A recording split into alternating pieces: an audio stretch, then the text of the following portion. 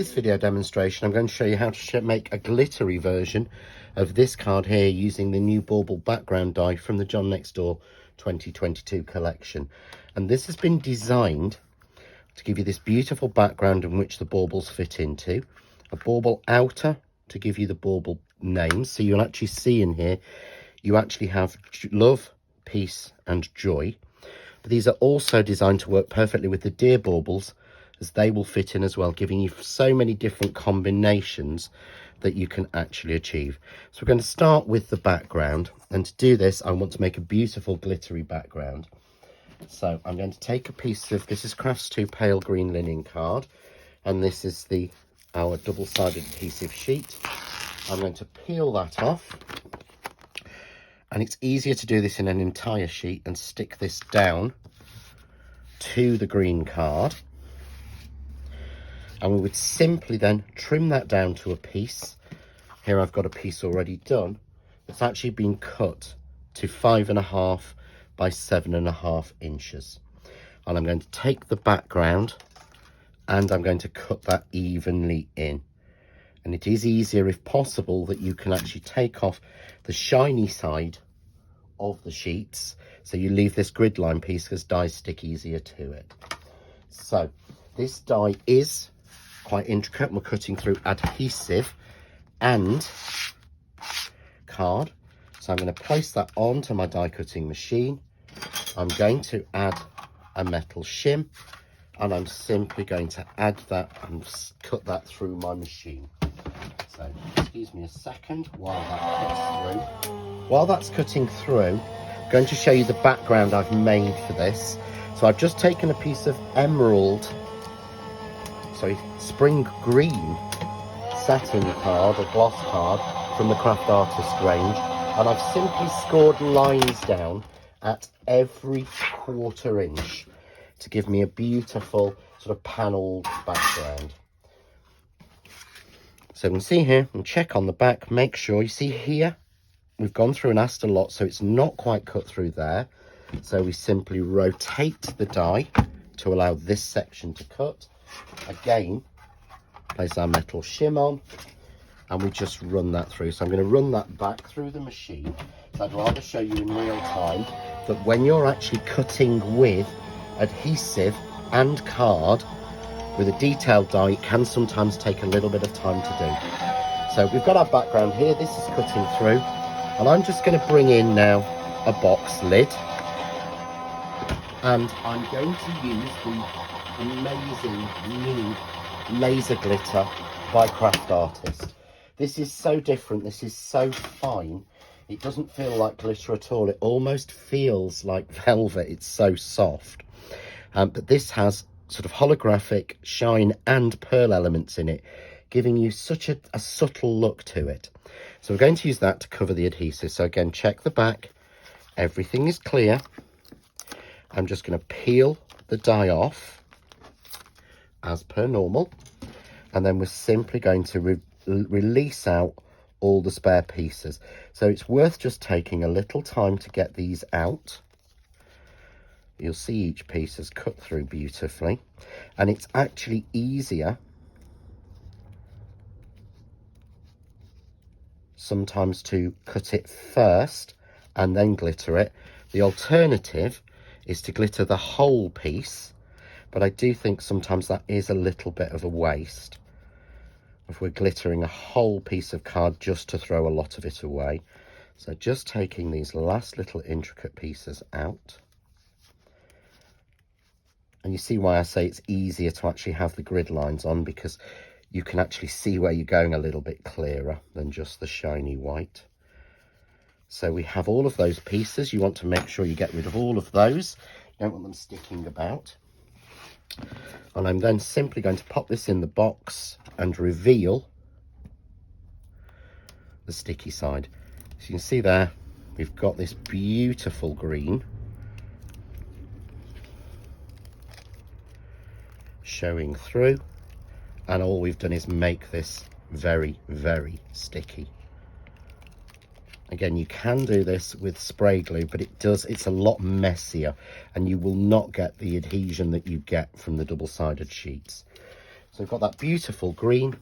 We're just going to offset that now by using the Craft Artist glitter.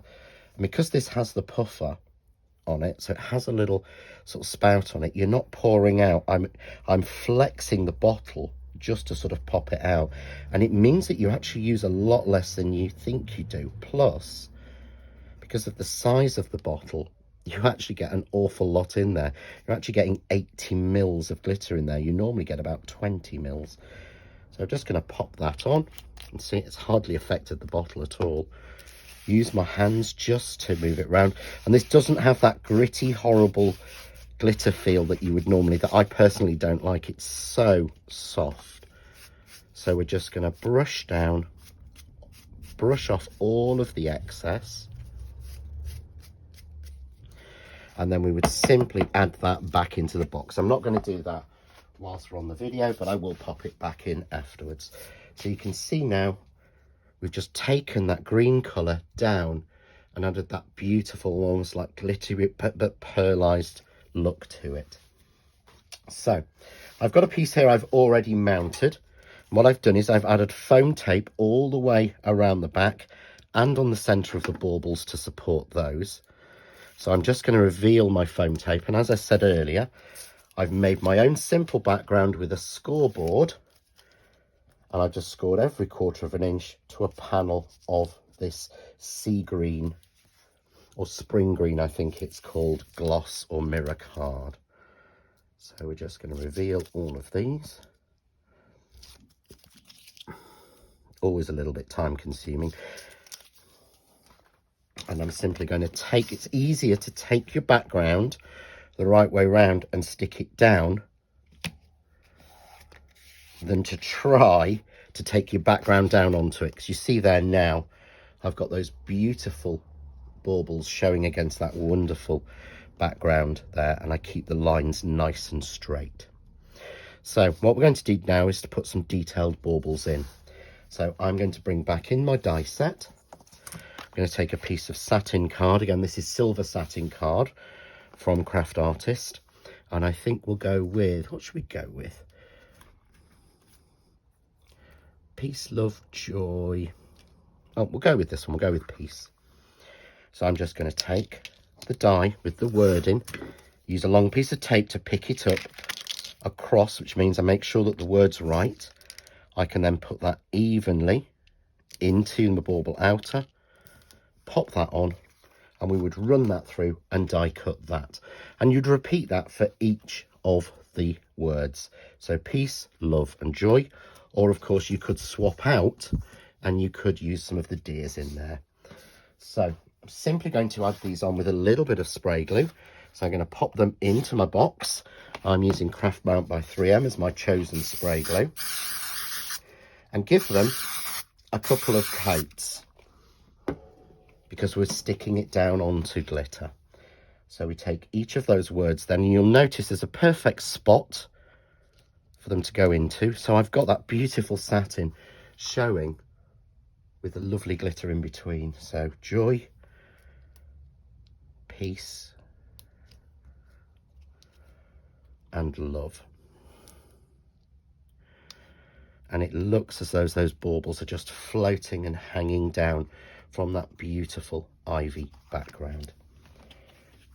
So it's your choice how to finish this card off.